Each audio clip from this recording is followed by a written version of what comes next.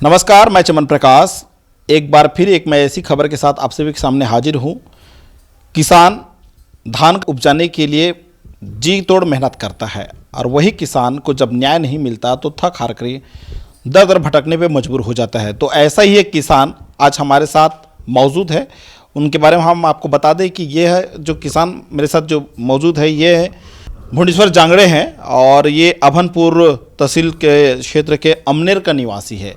इनके साथ कोर्ट के आदेश आने के बाद पटवारी और अधिकारियों के द्वारा कैसे इनको ठगी की गई, कैसे इनको छला गया और कैसे इनके नाम को विलुप्त कर कई दूसरे अन्य व्यक्तियों के नाम पे चढ़ा करके इनकी ज़मीन का बंदरबाट किया गया है।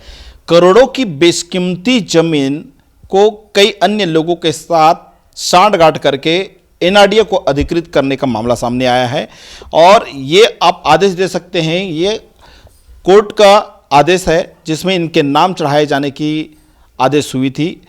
इसके अलावा दूसरा एक आदेश जारी हुआ था हाई कोर्ट से और हाई कोर्ट ने भी कहा था कि ये जो व्यक्ति है भुवनेश्वर जांगड़े, इनके नाम पर वो ज़मीन को या तो चढ़ाया जाए या फिर इनकी राशि जो ज़मीन के एवज में वर्तमान मूल्य है उसके तहत इनको वापस किया जाए। तो इन्हीं सब मामले पे हमारे साथ बात करने के लिए भुवनेश्वर जांगड़े जी मौजूद हैं। ये चैनल के माध्यम से आपको बताना चाहता हूँ, इसके लिए बहुत धन्यवाद।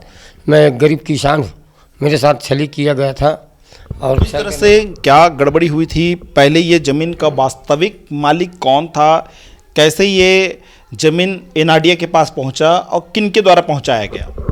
ये पटवारी जो झुमुकलाल चतुर्वेदी जी था, जो अभी डेट हो गया उनके माध्यम से 20/10/2008 का आर्डर हुआ। तहसीलदार के माध्यम से न्यायालय मेरे पक्ष में आर्डर किए थे, आर्डर का आदेश का पालन नहीं किए। उसमें भी एक बार मैं प्रेस क्लब में जाकर कॉन्फ्रेंस किया था, बताया गया था कि भाई न्यायालय आदेश को नकारा है पटवारी ने, है ना, और उसके आदेश का पालन नहीं किए और पालन नहीं किए तो मैं रीट पिटीशन के लिए हाई कोर्ट चला गया था। सर, वास्तविक मालिक कौन था ज़मीन का? पहले इसके भूस्वामी जो था वो कौन थे और कैसे किन किन लोगों के नाम पर यह ज़मीन चढ़ा? ये अन्य दिगर व्यक्ति के नाम से ना, पटवारी के मिली भगत के नाम से चढ़ा दिया गया था। पहले मेरा दादाजी के नाम से था, पिलू वल्दा चैतू, उसका डेथ सर्टिफिकेट भी है मेरे पास। 1958 पे उसका मृत्यु है और मृत्यु होने के बाद इसने 72-73 में फर्जी तरीके से अपने नाम में चढ़ा दिए थे, जिसके आदेश का पालन करते हुए तहसीलदार मैडम ने, डॉक्टर शारदा अग्रवाल मैडम ने मेरे पक्ष में आर्डर किए थे। उसके बाद उस आर्डर को लेकर मैं पटवारी के पास गया था। पटवारी ने न्यायालय आदेश को नकारा था। नकारने के बाद मैंने परिवाद पेश किए थे जिला न्यायालय पे। जिला न्यायालय जो उस समय में जज था अवध किशोर जी, वो बोला था नहीं, आपका वास्तविकन चीज़ है, आपको ये नहीं लगेगा। सेल में भी जांच किया हूँ, आईजी डीआईजी लोग भी जांच किए, आज तक मेरे को न्याय नहीं मिला सर जी। ना मेरे नाम से ज़मीन को ये नहीं दे पा रहा है। कितने लोगों के नाम पे ज़मीन चढ़ी? कौन कौन लोग हैं वो जिनके नाम पे वो ज़मीन चढ़ी है? अब उनके नाम पढ़ने के बाद बताऊंगा। भारत, सुखलाल, सुमृत वगैरह बहुत सारे 13 लोगों के नाम से था। मैं उस ज़मीन के 13 लोगों के नाम से है वो जो अधिग्रहण किए हैं एनआरडीए, वो 13 लोगों को उसने नाम मुआवजा दे दिए। 590 के हिसाब से दिए थे, वो भी दिए थे। 24/11/2009 के उसने वो मुआवजा दिए और 20/10/2008 के मेरे पास आर्डर था। ये जो ज़मीन है किस खसरे की बात कर रहे हैं और कितने एकड़ ज़मीन है, कहाँ पर वो ज़मीन स्थित है? 4 एकड़ 67 डिसमिल आरटीओ ऑफिस के सामने है और 2 एकड़ रोड पे आ गए हैं। और अभी जो उसका भूलवश, तहसीलदार की भूलवश के ड्राफ्टिंग करने में कमी हो गया था, वो 2 एकड़ बचा है। रुचिका जन और सखी बजाज वाले, उसका इनका काम करने के बाद उसके लिए लगाऊंगा। लेकिन यहीं में मेरे 6 एकड़ 67 डिसमिल में न्याय नहीं मिला तो उसके लिए अभी क्या लगाऊंगा सर मैं?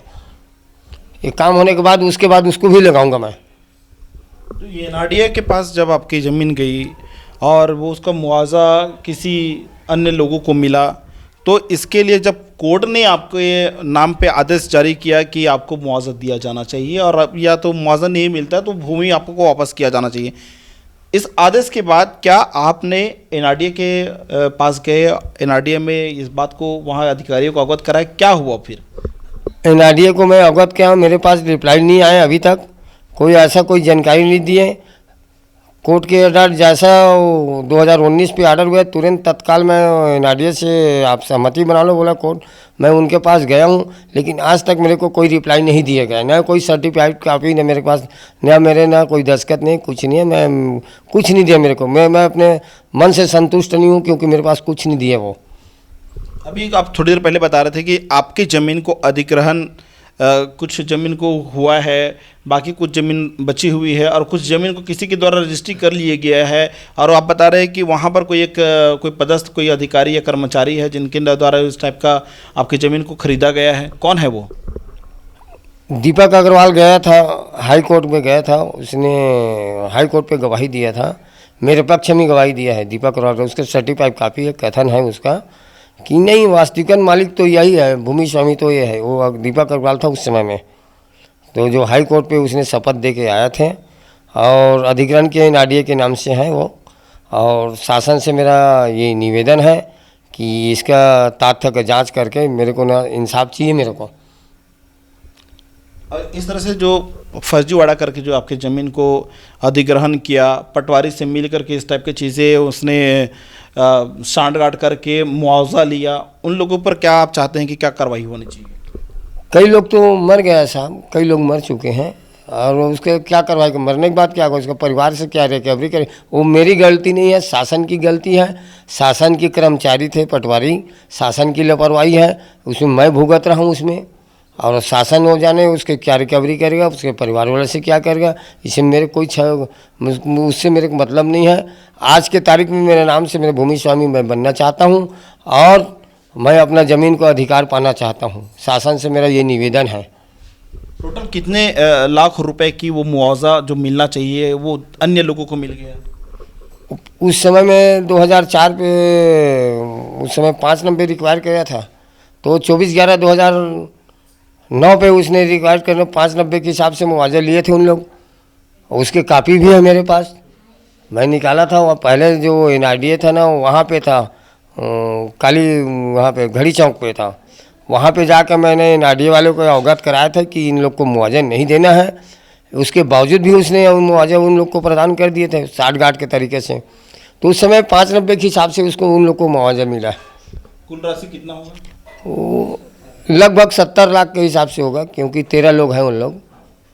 और यदि आज के बाजार मूल्य के हिसाब से बात करें तो कितना लाख या करोड़ रुपए में जा सकता है? अब नया राजधानी है, मार्केट वैल्यू क्या गाइडलाइन किए हैं, तो मार्केट वैल्यू के हिसाब से मिलेगा जी। मतलब करोड़ों की ज़मीन तो है वहाँ पे, फिर ज़मीन है, करोड़ों की ज़मीन है, गाइडलाइन के हिसाब से तो मिलना चाहिए। जो शासन के निर्देश है उसके हिसाब से, गाइडलाइन के हिसाब से मेरे को मुआवजा दे दे, या तो ज़मीन वापस कर दीजिए। तो ये जो ज़मीन है उसमें से ये बताया जा रहा है कि कुछ जो दस्तावेज आपके पास जब हाथ लगेंगी, और उसके बाद आपने पहले निचली अदालत से लेकर के हाई कोर्ट तक गए, इस लड़ाई को लड़ते हुए टोटल आपको कितने साल हो गया, और अभी तक आपको मान निकाला हक उसके लिए नहीं मिल पाया? इसके लिए आपको कहाँ कहाँ और भटकना पड़ा है?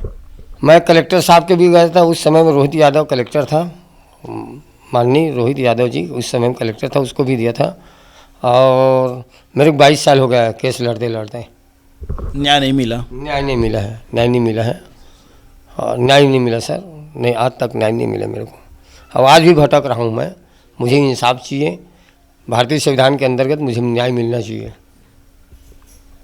तो अभी ये भी बात सामने आई है कि कुछ आपकी ज़मीन को ये हम वापस दिलाएंगे, ऐसा करके किसी के द्वारा कुछ बिक्री विक्रयनामा इकरार भी किया गया है, जिसमें ये भी बताया जा रहा है कि अशोक निमानी जो रायपुर का रहने वाले बताए जाते हैं, तेली बांधा, ये उनका आपके साथ इकरारनामा हुआ है। और एक बलविंदर सिंह सैनी गग्गी जो कांग्रेस का एक नेता है, उनके द्वारा एक इस तरह से इकरारनामा किया गया है। तो ये इकरारनामा चूँकि आपके नाम पर ज़मीन आई नहीं, तो बना कैसे और कैसे आपने उसको इकरार किया उनके साथ? ठीक है सर, ये बात को मैं पुष्टि करता हूँ कि इकरारनामा इसलिए बनाया कि मेरे पास लड़ने के लिए 1 रुपये नहीं था, तो कमिटमेंट हो उन दोनों का, हम दोनों का, कि भाई ये लड़ाई मैं लड़ूंगा, आप गरीब व्यक्ति हो, आप इतने थक गए हो, तो अब सिविल जाएंगे, कोर्ट जाएंगे, वहाँ अब लड़ने के लिए अपने पास हिम्मत नहीं है।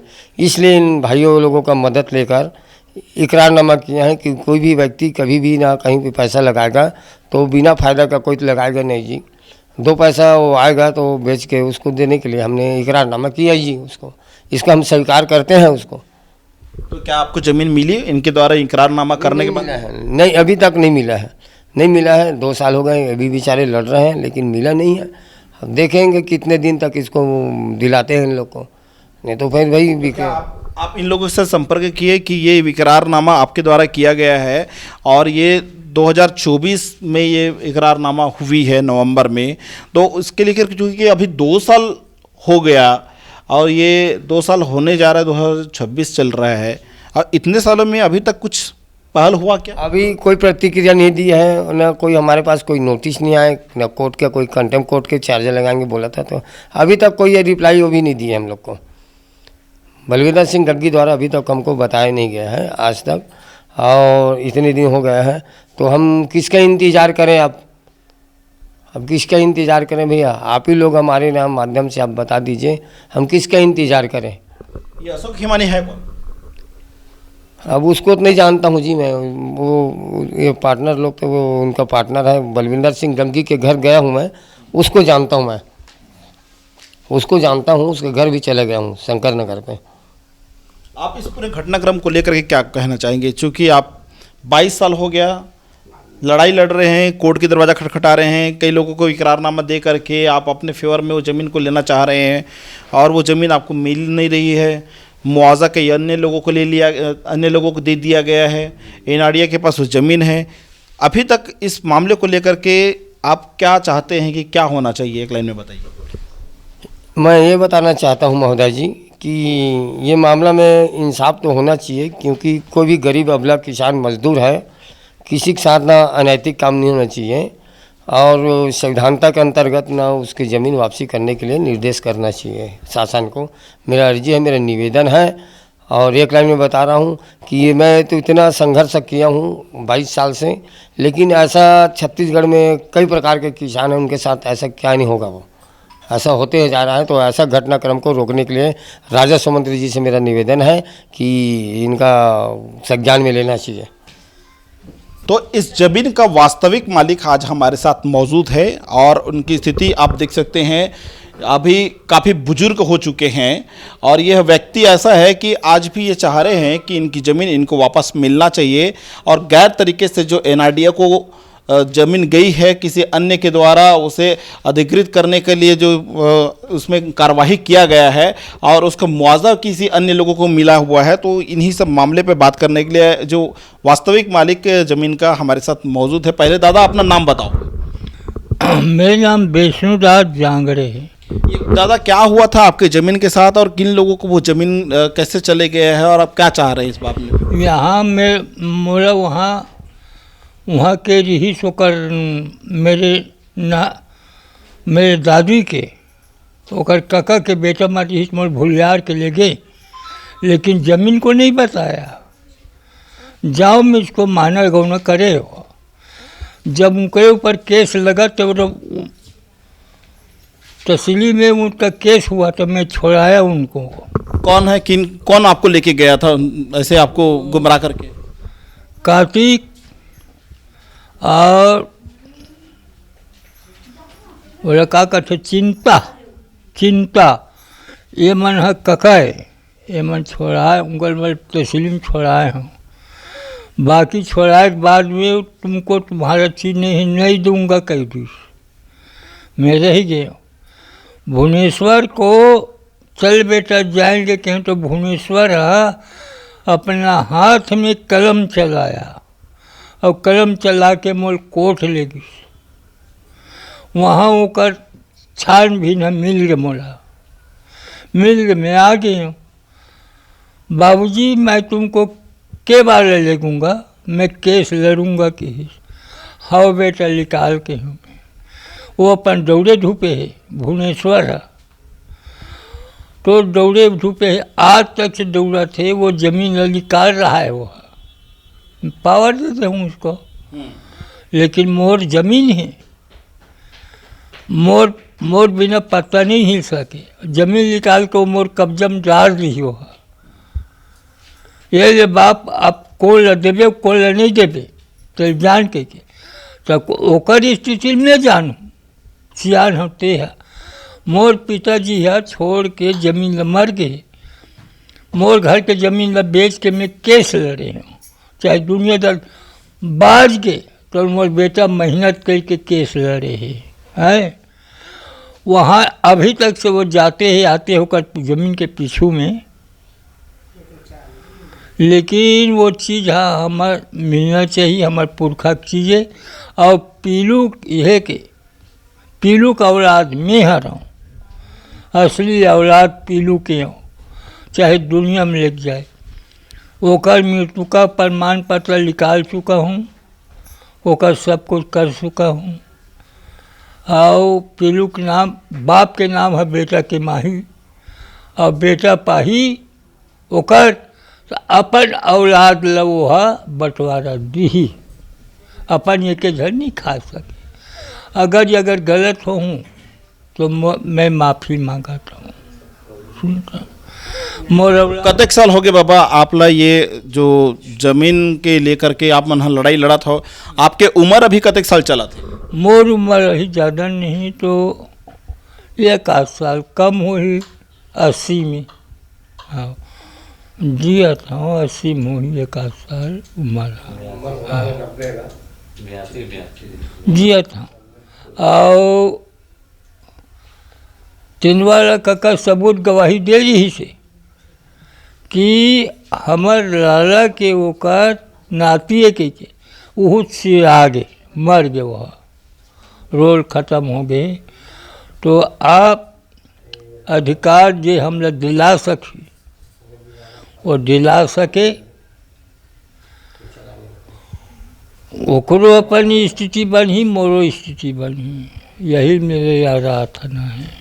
तो ये थे हमारे साथ किसान जिन्होंने अपनी पीड़ा बताई और उन्होंने ये कहा कि 22 साल से लगातार अपनी ज़मीन को हक की लड़ाई वो लड़ रहे हैं और बाकायदा इनके द्वारा कई अन्य लोगों के साथ इकरारनामा भी करके अपने ज़मीन को वापस लेने के लिए न्यायालय में लड़ाई लड़ने के लिए इनके द्वारा प्रयास किया जा रहा है। लेकिन इसको सिर्फ आश्वासन भी उनके द्वारा भी दिया गया, लेकिन अभी तक इनकी ज़मीन ना इनको मिली है ना मुआवजा मिला है। और यह व्यक्ति आज भी कोर्ट के दरवाजे खटखटा रहे हैं और दर दर भटक रहे हैं, अधिकारियों के पास जा रहे हैं तो कभी मंत्रियों के पास जा रहे हैं और वे कह रहे हैं कि इनकी ज़मीन का उचित मुआवजा इनको मिलना चाहिए और इनकी जो वास्तविक ज़मीन है इसका मालिकाना हक भी इनको मिलना चाहिए। और अब देखना यह होगा कि इस पूरे मामले को लेकर के प्रशासन और NRDA क्या कार्रवाई करते हैं। मेरे सहयोगी विप्लव दत्ता के साथ चमन प्रकाश, CP24 अभनपुर।